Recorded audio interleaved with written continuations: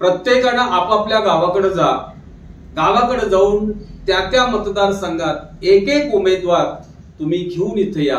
30 तारखेला आपण यातून एक माणूस निवडू आणि मग त्यामध्ये मी तुम्हाला मार्गदर्शन करेन. हा जो निर्णय घेतला होता मनोज जरांगे पाटील यांनी परवा 30 तारखेला हे एकत्रित जमले. पण त्यावेळेला असा पद्धतीचा निर्णय घेतला की त्या घटनेच्या पाठीमागे घडलेल्या भांडण तंटे, मराठा समाजामध्ये पडलेले वितुष्ट, ह्या सगळ्या गोष्टी बघून मनोज जरांगे पाटलांनी सांगितलं की मी हे करणार नाही. मला राजकारणात ओढू नका, माझा तो पिंड नाही. समाजाच्या मुलाबाळाच्या भवितव्यासाठी मी काम करेन. ओबीसी प्रवर्गातून आरक्षण हेच आपलं पहिलं ध्येय राहील असं स्पष्टपणे त्यांनी सांगितलं. आणि हे जे तुम्ही प्रत्येक लोकसभा निवडणुकीसाठी प्रत्येक मतदारसंघात एक उमेदवार देण्याचं जे हे आहे तो पुढे ढकललं. मित्रांनो, एक घटना प्रामुख्याने तुम्ही सगळ्यांनी बघितली असेल. सोलापूर असेल किंवा संभाजीनगरमध्ये मराठा समाजाच्या बैठकीमध्ये तंटे झाले, भांडणं झाली. हे झालेलं भांडण जे आहे हे काही चॅनलनी इतक्या मोठ्या प्रमाणात हाईप करून दाखवलं की अख्ख्या राज्यामधल्या मराठा समाजामध्ये प्रचंड मोठी भांडणं सुरू झालेत असं वाटावं. आणि त्याचा काही जणांना तर काही पक्षाला तर प्रचंड आनंद झाला आणि आनंदाच्या उकळ्या फुटल्या असं त्या जे टीव्ही वरचे प्रतिनिधी बोलत होते त्यांच्या त्या बोलण्यातून जाणवत होतं. तो म्हणताना म्हणत होता मराठा समाजातला प्रत्येक जण हा स्वतःला नेताच समजतो आणि हा मेसेज आता याच्यातून काय गेला बघा. टीका अनेक प्रकारची घडत होती. त्याचबरोबर समाज माध्यमातून सुद्धा बऱ्याच जणांनी मराठा समाजात म्हणजे जे फुटून गेलेल्या आंदोलकातून त्यांनी तर जग अंगावर आल्यासारखं मराठा समाजावरती प्रचंड मोठे तोंडसुख घेतलं. असू दे, काही फरक पडत नाही. मनोज जरांगे पाटील खंबीर आहे. पण मला एक वेगळ्या प्रश्नाकडे तुम्हा सर्वांचं लक्ष वेधायचं. आता मनोज जरांगे पाटलांनी, तुम्ही हे बघताय, मनोज जरांगे पाटलांनी आता आपली राजकारण आपण करायचं नाही आणि आता आपण फक्त आपल्या डोळ्यासमोर ओबीसी प्रवर्गातून आरक्षण सगळे सोयरे कायदा ह्या 2 गोष्टी आहेत. म्हणजे आता राहिलेल्या म्हणजे पुढच्या विधानसभेच्या ज्या निवडणुका आहेत त्या निवडणुका होण्यासाठी किमान 6 महिन्यापेक्षा जास्त कालावधी, या उर्वरित कालावधीमध्ये हा जो ओबीसी प्रवर्गातून आरक्षण जे आहे याचा आपण पाठलाग करायचा आणि ते मिळवायचं, याला प्राधान्य द्यायचं ठरवलं. राजकारणाला प्राधान्य द्यायचं नाही हे त्याने आता निश्चित ठरवलं. पण त्याने असं सांगितलं की आता जे राहिलेले जे 6 महिने आहेत याच्यामध्ये आपण किमान 6 महिने आहेत त्याच्यामध्ये आपण ओबीसी प्रवर्गातून आरक्षण मिळवण्याचा प्रयत्न करू आणि जर त्याच्यामध्ये ते म्हणजे आपल्याला जर हे भारतीय जनता पार्टी आणि घटक पक्ष जर दाद देत नसतील तर आपण निर्णय. मित्रांनो, गेल्या ऑगस्ट 2023 पासून मनोज जरांगे पाटील यांचं आंदोलन सुरू आहे. मी एक महत्वाची गोष्ट सांगतो की हा जो निर्णय घेतला त्यांनी मनोज जरांगे पाटलांनी तो नेमका कुणाच्या पथ्यावर पडणार आहे आणि कुणाची डोकेदुखी ठरणार आहे, युतीची का आघाडीची? युतीसाठी फायदेशीर ठरेल का युतीची डोकेदुखी ठरेल, हा महत्वाचा भाग आहे. मनोज जरांगे पाटलांच्या या निर्णयामुळं आम्ही आता जी चर्चा करणार आहोत त्याच्यामध्ये हा निर्णय म्हणजे युतीसाठी, भाजपच्या युतीसाठी अत्यंत डोकेदुखी ठरेल असं आमचं मत आहे. मी आता सांगितलं की गेल्या ऑगस्ट 23 पासून मनोज जरांगे पाटील यांचं आंदोलन सुरू आहे. या आंदोलनाच्या दरम्यान आतापर्यंत मनोज जरांगे पाटलांनी वेळोवेळी भारतीय जनता पार्टीला, एकनाथ शिंदे आणि अजितदादांना टार्गेट करून बोललेलं आहे की हे आपल्याला सहकार्य करत नाहीत आणि हे उघडपणे माध्यमातून आलेलं आहे. भाजपची खरी भाजपनं फसवाफसवी केली, फडणवीसांचा मराठ्यांना फसवण्याचा कावा होता हा त्यांच्या सगळ्या लक्षात आला. एकनाथ शिंदेचं एक वाक्य होतं, टप्प्यात आलं की बरोबर कार्यक्रम करतो. त्यांनी कुणाचा कार्यक्रम केला ह्या सगळ्यावरती मनोज जरांगे पाटील व्यक्त झालेले आहेत आणि त्यांनी भाजप आणि घटक पक्षावर जबरदस्त तोंडसूक घेतलंय. हे समाज माध्यमाच्या समोर घेतलंय. म्हणजे मनोज जरांगे पाटील आता जरी सांगत असले, त्याने आता सांगितलंय की अमुक एका पक्षाला मदत करा असं मी सांगणार नाही किंवा अमुक ह्याच्या विरोधात जावा असं मी सांगणार नाही. तर तुम्हाला जर असं वाटत असेल की एखाद्या पक्षानं आपल्याला त्रास दिलेला आहे आणि ज्या पक्षाने त्रास दिलेला आहे त्यांचं तुम्ही उलट काढू शकता. आता हे सांगणं म्हणजे अप्रत्यक्षरित्या भारतीय जनता पार्टीनं त्रास दिला हे सगळ्यांना माहिती होतं आणि माहिती आहे. आतापर्यंत वेळोवेळी मनोज जरांगे पाटील देवेंद्र फडणवीसांच्या वरती टार्गेट करून बोलतात. एकनाथ शिंदेच्या बाबतीत त्यांनी अशा पद्धतीनं अनेक स्टेटमेंट्स केलेले आहेत. कधीही चांगलं फारसं व्यक्त झालेले नाही. म्हणजे मराठा समाजाला त्यांनी इनडायरेक्टली सांगितलं की भारतीय जनता पार्टीला तुम्ही टार्गेट करा. अनेक प्रकरणात म्हणजे ज्या भारतीय जनता पार्टीनं मराठा आंदोलकांच्यावर जे अन्याय केले ते सांगत असताना काही गोष्टी आपल्याला लक्षात येतात. ऑगस्ट 23 मध्ये ज्या वेळेला अंतरवाली सराटीमध्ये मनोज जरांगे पाटलांनी आंदोलन सुरू केलं त्यावेळेला ते आंदोलन मोडून काढण्यासाठी पोलिसांनी जबरदस्त मोठा हल्ला केला आणि तो हल्ला देवेंद्र फडणवीसांनी करायला लावला असा थेटपणे हा आरोप मनोज जरांगे पाटलांनी केला.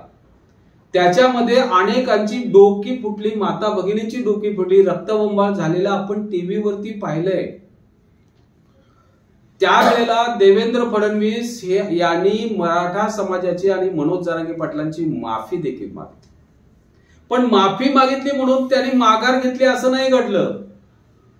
पुढे सुद्धा त्यांनी मराठा समाजावरची ज्या केसेस माघार घेतो असं एकनाथ शिंदे मुख्यमंत्र्यांनी सांगितलेलं होतं, तर शिंदे साहेबांच्या या स्टेटमेंट नंतर 4 दिवसात देवेंद्र फडणवीसांनी सांगितलं अशा पद्धतीनं माघार घेता येणार नाही.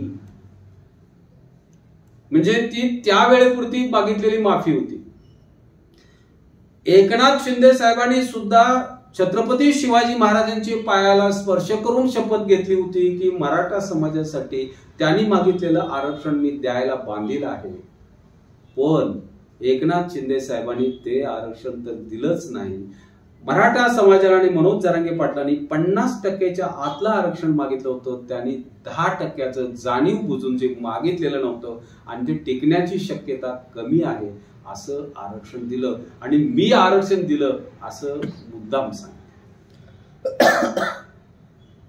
मराठा समाजाच्या बरोबर ओबीसी समाजाचा खऱ्या अर्थानं भांडण लावण्याचं काम छगन भुजबळ आणि ऍडव्होकेट गुणरत्न सदावर्ते यांनी सुरू केलं आणि ह्या दोघांनाही अप्रत्यक्षपणे देवेंद्र फडणवीस साहेब यांनी पाठीशी घातलं असा आरोप सातत्यानं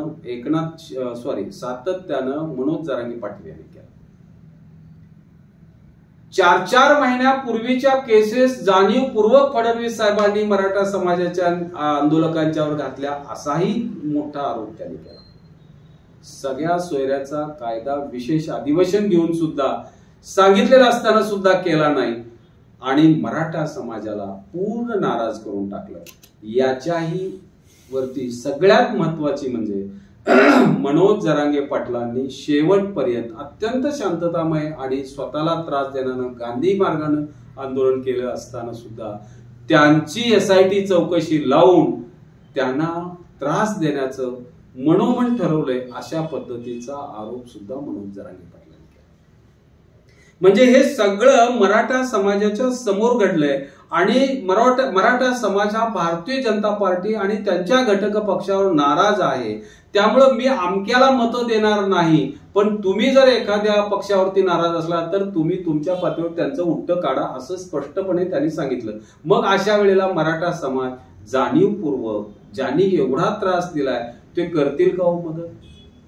त्या भाजपला नाही करणार. म्हणजे हा सगळा भाजपला इनडायरेक्टली भाजपच्या विरोधात मदत करा अशा पद्धतीने सांगितल्यासारखा हा निर्णय आहे. एक घटक सांगतो, तुम्ही म्हणाल काही जण आता फुटून भारतीय जनता पार्टीत सुद्धा जातील ना. काही जणांना आमिष जर दाखवली तर असे काही महाभागही निघतील की ते भारतीय जनता पार्टीला सुद्धा मदत करू शकतील. म्हणजे सगळ्या लोकांचं मी म्हणत नाही, पण अपवादात्मक हे घडेल नाही असं नाही. पण सर्रासपणे मनोज जरांगे पाटलांना मानणारा प्रत्येक मराठा आंदोलक जो आहे आणि माता भगिनी जे आहेत ना, या मात्र भारतीय जनता पार्टीला मदत करतील असं वाटत नाही. त्या भाजपच्या आणि भाजपनं पुरस्कृत केलेल्या घटक पक्षांचे जे उमेदवार असतील यांना टार्गेटच करतील. एकूण मराठवाड्यातील आणि याच्यातील 18 उमेदवार हे आज अडचणीत येतील. हे मनोज जरांगे पाटलांच्या या मराठा आंदोलकांचे मनोज जरांगे पाटलांनी जी माघार घेतली राजकीय, यामुळं भारतीय जनता पार्टीला ही डोकेदुखी झालेली असेल. माझा एक दुसरा विषय आहे, जर समजा मराठा आंदोलकांनी एक उमेदवार दिले असते तर मराठा समाजाची मतं त्या माणसाला मिळाली असती. मराठा समाजानं अपक्ष उभा केलेल्या मतं ठीक आहे, पण ती मतं भाजप किंवा भाजपच्या विरोधकाला मिळाली नसती. त्यामुळं भारतीय जनता पार्टीला आणि त्यांच्या घटक पक्ष शिंदे आणि एनसीपीला फायदा झाला असता.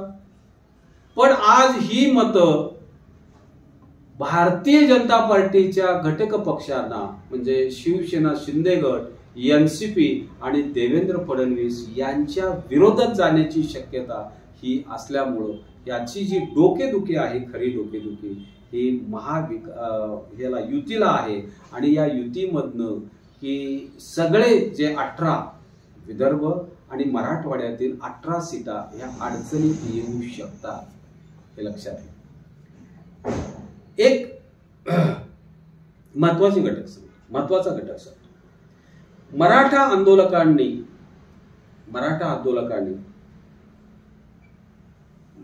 ओबीसी प्रवर्गातील अनेक घटकाबरोबर तसं जुळवून घ्यायचा प्रयत्न केला होता. धनगर बांधव जे आहेत, त्यानंतर इतर म्हणजे अल्पसंख्य असणारा मुसलमान बांधव असेल, हा सगळा मराठा आंदोलकांची त्यांचे संबंध अतिशय चांगले होते. मनोज जरांगे पाटलांनी त्यांची चांगली मोठ बांधली होती. आज धनगर बांधव सुद्धा भारतीय जनता पार्टीवरती नाराज आहे.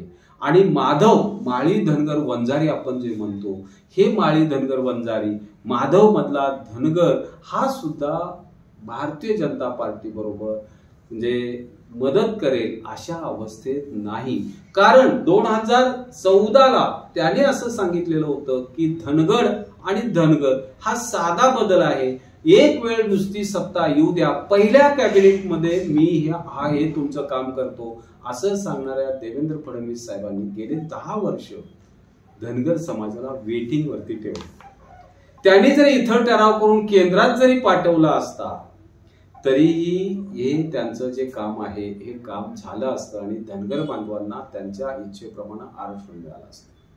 आज सगळा त्याच्याऐवजी त्यांनी काय केलं, धनगर बांधवातल्या एका माणसाला विधान परिषदेवर म्हणजे आमदार पद बहाल केलं आणि धनगर समाजाला खुश करायचा प्रयत्न केला. म्हणजे पण हे काय म्हणजे एखाद्या माणसाला आमदार करणं म्हणजे त्या धनगर समाजाचं काम केलं असं ठरत नाही. त्यामुळं ह्या मनोज जरांगे पाटील साहेबांनी केलेलं जे घेतलेली जी राजकीय माघार आहे ही भारतीय जनता पार्टीसाठी खरी डोकेदुखी ठरेल. आणि थोडक्या नव्हे, एकूण जवळपास 18 लोकसभा उमेदवारांच्यासाठी ती खरी डोकेदुखी असेल.